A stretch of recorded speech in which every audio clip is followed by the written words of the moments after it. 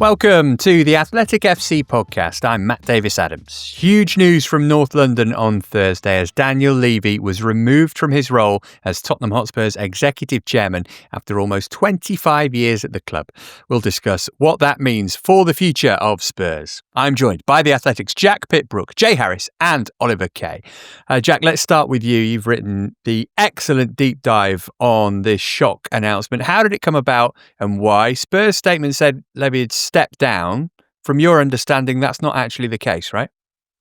Well, it depends what you mean by step down. I don't think it was his decision. The way that I've phrased it in my work is that he was removed by the majority shareholders, the Lewis family. But no, I don't think he decided on Thursday morning that he actually wanted to do something else. I think he was told this by the Lewis family and their representatives. How has it come to this? Well, it's a long story. What I've written today is that the Lewis family instigated a review at the start of this calendar year into why the team was underperforming, which led to them bringing in an American firm into the club to look into this and speak to key figures, which is a process which led to a series of changes this summer.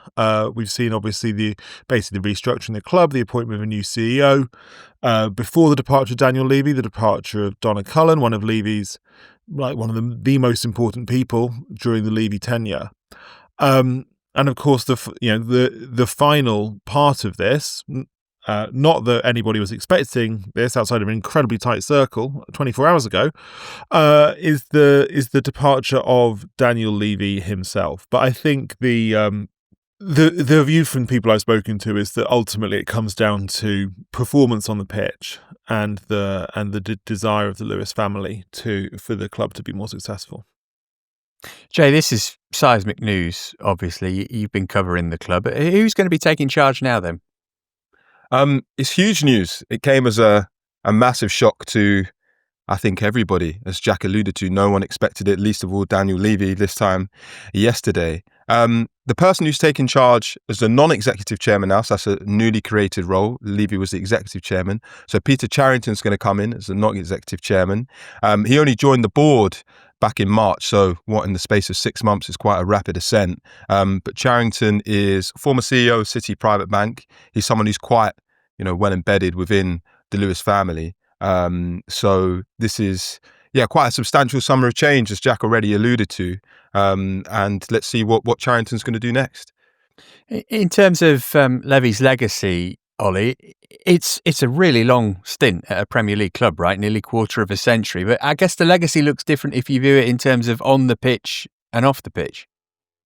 It does, yeah. I mean, the stick to beat him with has always been, Tottenham not winning trophies. Well, Tottenham did win a trophy very shortly before Enoch and Levy bought the club in 1999.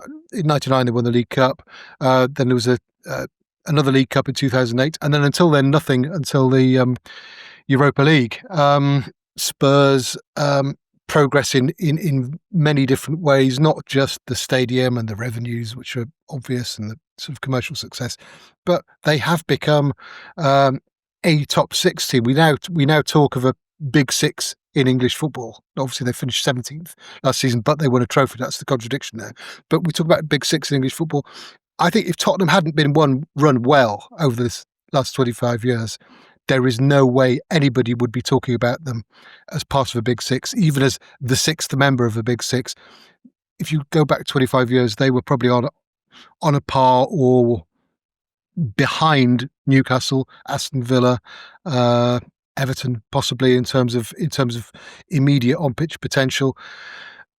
And they've been a club that has qualified for the Champions League regularly, that has never been, apart from last season, remotely in danger of relegation over that period, has been a sort of stable top 10 club that probably feels it's underachieving when finishing 5th, 6th. It's a very, very different picture. And as I say, there's this contradiction that after a period of real struggle on the pitch and a sort of loss of identity post Pochettino, really, they actually won a trophy last year, which, yes, it does confuse the picture somewhat. Should have just said a minute ago, by the way, in terms of the wording of the statement that Spurs put out last night, as Jack has already mentioned, it says that he stepped down. It was only a couple of months ago, just after the new CEO, Vinay Venkatesham, had been appointed, that Levy did a very rare interview, and it was a joint interview with Venkatesham, talking about how he wanted Spurs to win the Premier League and the Champions League in the near future. We know he was really heavily involved in sacking Postecoglou, hiring Thomas Frank, and was heavily involved throughout their business in the transfer window, especially with Eberechi Eze.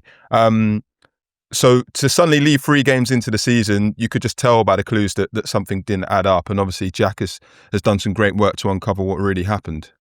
Yeah, Jack, in terms of Daniel Levy then, as we sort of start to wrap up, do you think that it will be significant for him that he left having delivered a trophy? And do you think that maybe Spurs supporters will view his reign differently as time progresses? Obviously, some people will be celebrating this morning. Is that going to be the long-standing feeling, or will he gain a bit more respect as time goes on?